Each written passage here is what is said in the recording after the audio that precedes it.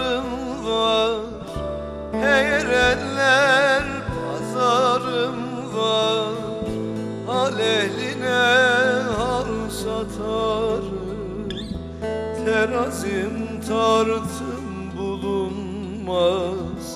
Doyumuna bal satarım, doyumuna bal satarım. Tezgah üstü söz söylerim, sözümü gülle beylerim.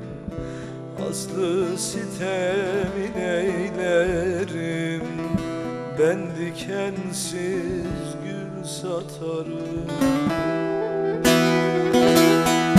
Tezgah üstü söz söylerim, sözümü gülle beylerim. Aslı sitemin eylerim, ben dikensiz gül satarım.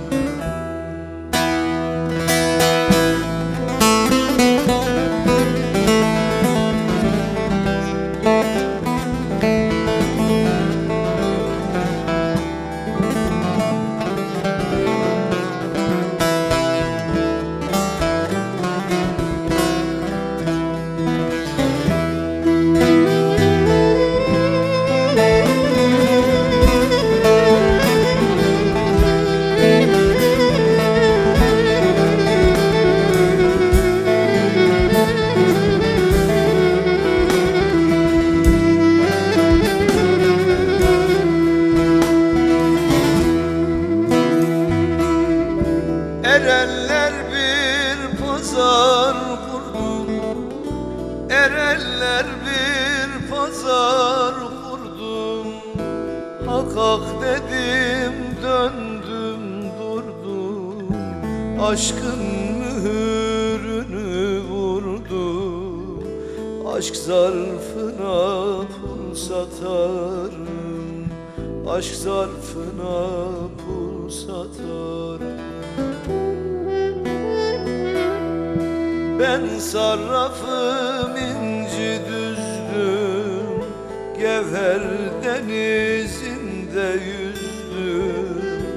Akıl süzgecinden süzdüm, cevri akıl kul satarım.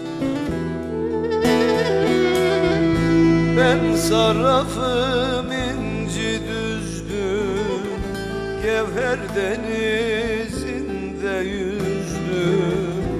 Akıl süzgecinden süzdüm, cevri akıl kul satar.